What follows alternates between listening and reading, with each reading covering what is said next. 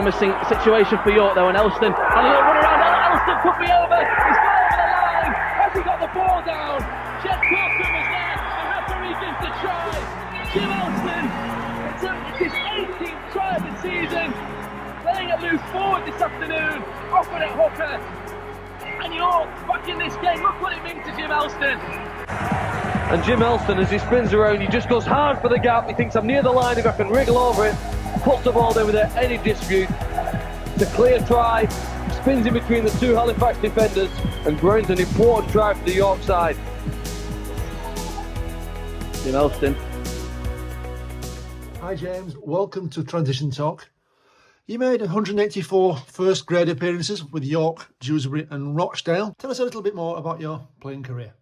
First of all, played at Sheffield, becoming Sheffield and Huddersfield at the time, which many won't remember, in the academy, and then A-team structure. I eventually signed for Wakefield, mainly on the back of being offered an apprenticeship and my father not allowing me to follow that, wanting me to continue in education,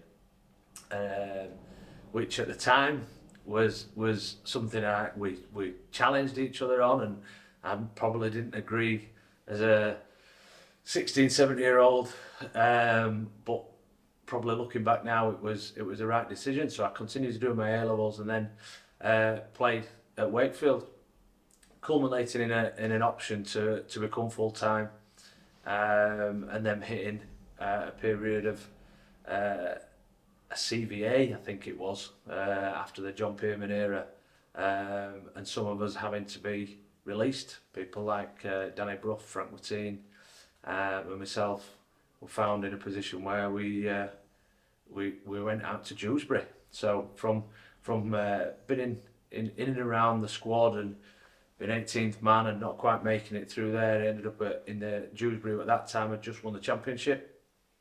And not been allowed to be promoted when we went into a brand new sort of team as Neil Kelly went out of the way, and we went into a new structure. So it was quite interesting to be that young going into a new environment.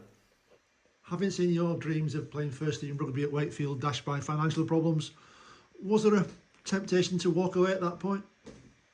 Yeah, I think the difficulty was then what do you do?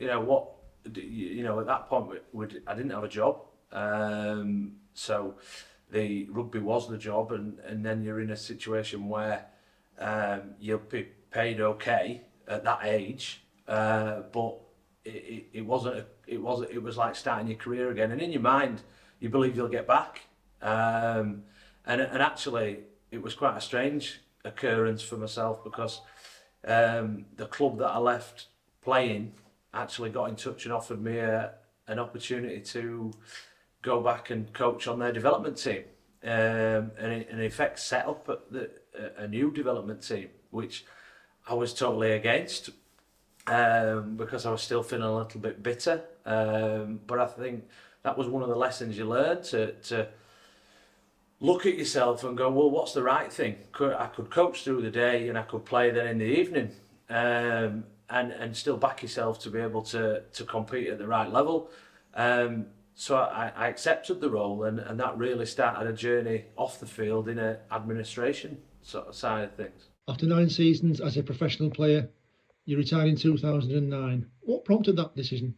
Injuries and the success of the off the field jobs were a culmination of both coming together, that I had to dedicate my time to more of the non-playing side, which then has an effect on your playing side. When your focus goes off it, you then become a little bit more concentrate on the work rather than the playing, and it does, you start to believe that your time might be coming to an end, and two sort of long injuries in terms of about 11 months with an ACL injury, and then did the same knee again. So you question a lot of what you're doing in those times, and where the future is, and how many years you can keep playing. You mentioned your dad wanted you to get an education. Were you able to manage to study for qualifications while playing? Yeah, so I finished my A-levels, and then I went to university. So I went to Leeds University and studied sport and business. which coincided with playing at the same time. Which again, there's some of the things that you sacrifice. There were a lot of my friends at university who were playing for the university, and I wasn't able to do that because when they went out on a Thursday night, I was playing in the A team. So I was a designated driver sometimes on those, and then going out and playing. But it was a really good, strong competition at that point. You know, we had a good team at Wakefield. We had a really good crop of youngsters, people like Gareth, who I know is working with you now, Gareth Ellis and Ben Westwood, and we had a strong team. And when we turned up to play Wigan, and there were a team of internationals playing in the A team, you know, you were being tested, and people like, I remember turning up and Francis Stevenson was playing in the front row. Brian Carney was on the wing. Tony Smith, who was an international, was at scrum half that day, and Wes Davis was playing, and they were littered across the board with first teamers really and internationals, and for us coming through, it was a really good challenge for us. So whilst I was still studying, we were playing at that level. How easy or tough was the move from player to full-time administrator? It was quite a transition, because working through the development side of sport and the community side of the game, we built up a charity at Wakefield. So we established, I think there was only Warrington and Leeds that had a charity, and because opportunities were there, and rather than just go and coach, I managed to find myself sort of, well, how could we improve? What could we do better? How could we get to more kids? So in order to employ more people other than myself, we had to apply for funding. The club didn't have the money, so we met the right people, went and visited Leeds and Warrington and some really good people there, and took inspiration from them, and then managed to set up a really good community department, and that led to more and more being asked of me. Steve Ferris was in as chief executive at the time, and he asked me to join the board as a community manager, a community director, and in that I then took on the commercial side and the marketing side. So it was like an ever-evolving piece, which culminated in finishing up as chief executive and being asked to find the next owner by the then board, which was, again, something that I took on as a challenge, but not something that I knew how to do. And I sat in meetings with people who were worth maybe a couple of £1 million or not, and then people who claimed to be, really, really successful businesses, and tried to sell the club to them and the community side of it, and how they could take Wakefield forward. So really good learning for myself. But yeah, we managed to get the club back out of another sticky patch, take them on and set the team up to have a really good go. One key phrase that's really important is transferable skills. What skills did you take from your playing career and your coaching career into your role as chief executive? I think that's probably the most important thing for players to understand, is that I went to university, and I think at university that taught me about myself. All the skills of management and focusing and goals and attention to detail and having to put the work in beforehand to then be successful after, and laying the right platform, all came from playing. All came from learning to be in a dressing room and knowing that one player needs their arm round it, you need to put your arm round somebody, and another player you can get, sort of have a harsh word with. And playing at the positions I played at halfback and hooker, you are telling people who are more experienced what to do. You are putting people in situations, you are having to be more confident than you probably are. And that transfers perfectly into work life, because sometimes you have to do what doesn't come naturally. And I think I always you look at the roles, and you look at that person, and somebody who's sold the game as a halfback or a hooker could probably go into a role as sales, and somebody who's had attention to detail and fronted people up and put the body on the line has probably got those other management skills to be able to tell people what they necessarily other people would be scared to tell them, and that upfrontness to transfer into the modern day and everyday life is massive, and probably the key factors that I still use today now. After a few years as chief exec at Wakefield, you transitioned out of the sport.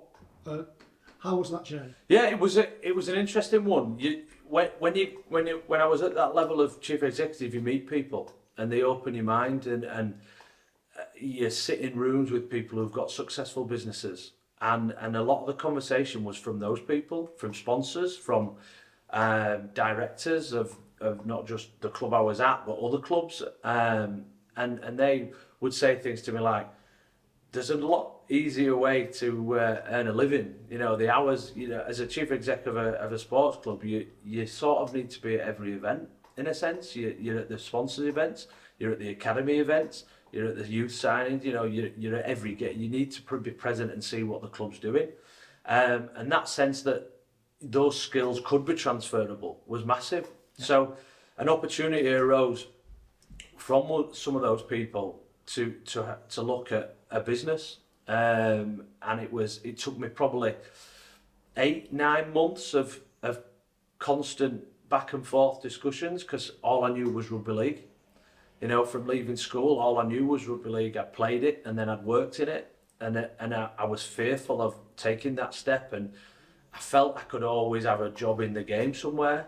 And then, so that big leap out actually wasn't a big leap out, because as soon as you set foot in that business, all the principles that you've learned through your playing and administrative career then become second nature, and it's hard work, and on all those bits every rugby league player has. Your first company was or became Yorkshire Boilers. Tell us about that. Yeah, so we started off installing solar panels, and you learn that sometimes other people are in charge of your destiny. So in that sense, the government had a massive say on eco and changing the world a little bit like now, when they kept changing the goalposts. So we were in a position where we had the people who could do all the jobs, but I looked for something that everybody had, which was a boiler.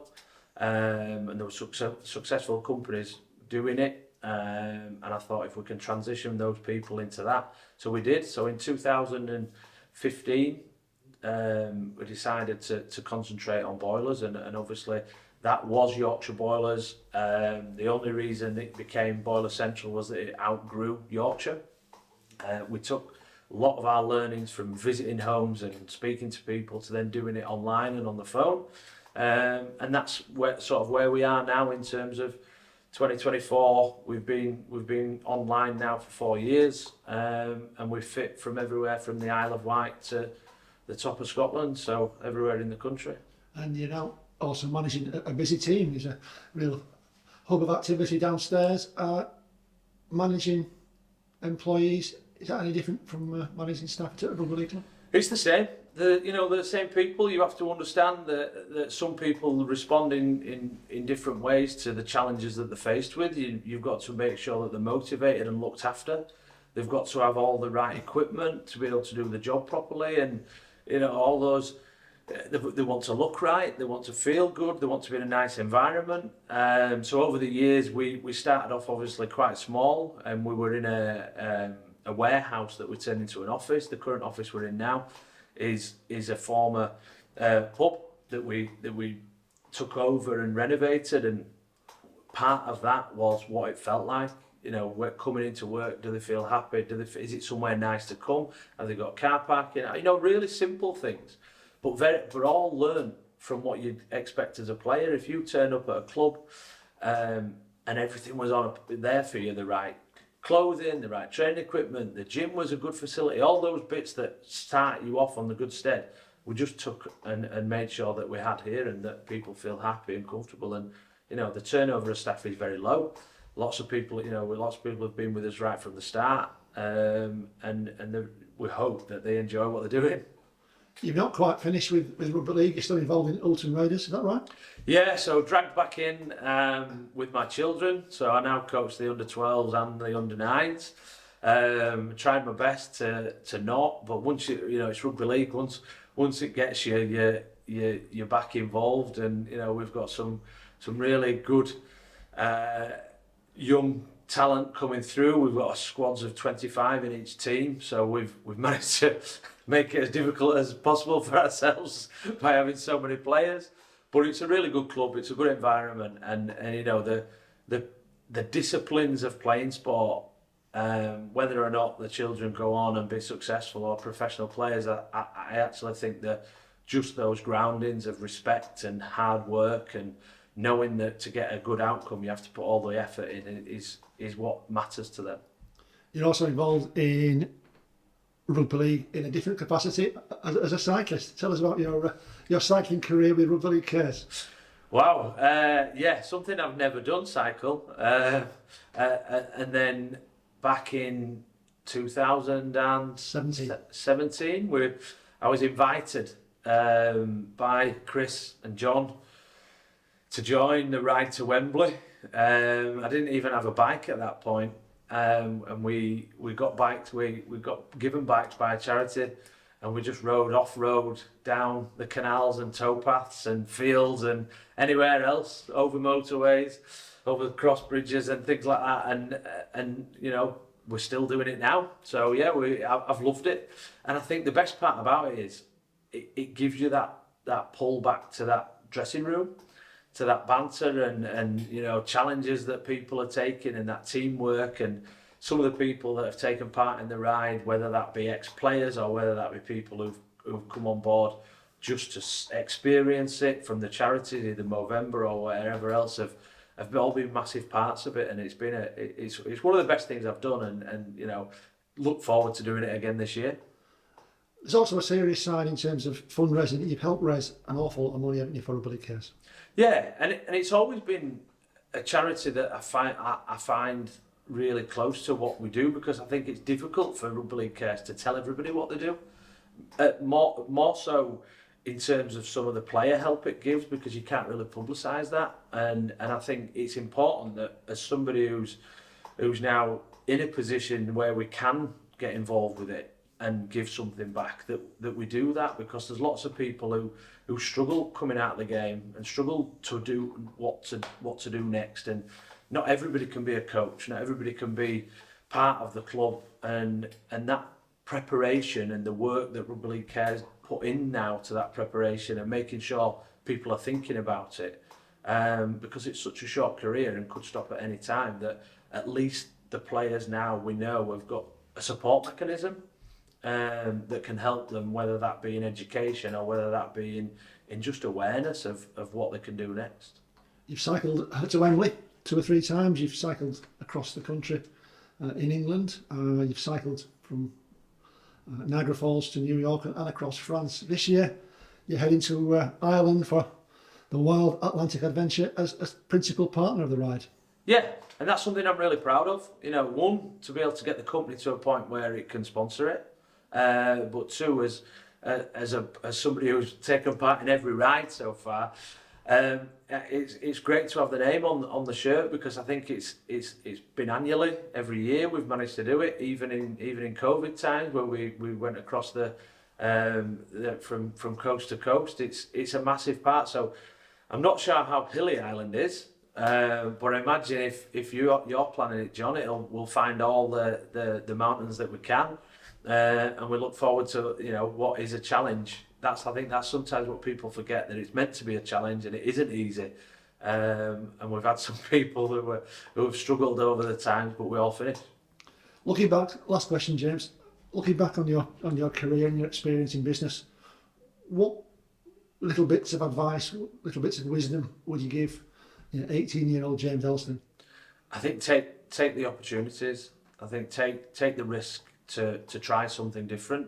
It was challenging at first. You know, there's no easy way to do it. You've got to step out of one thing and into something that you don't know. But fundamentally, the work that you've put into yourself as a player gives you all them facets that you need to be successful at work. You know, if I'm employing now and I see somebody who's played the game, I always give them a chance, because I know that they'll have the work ethic.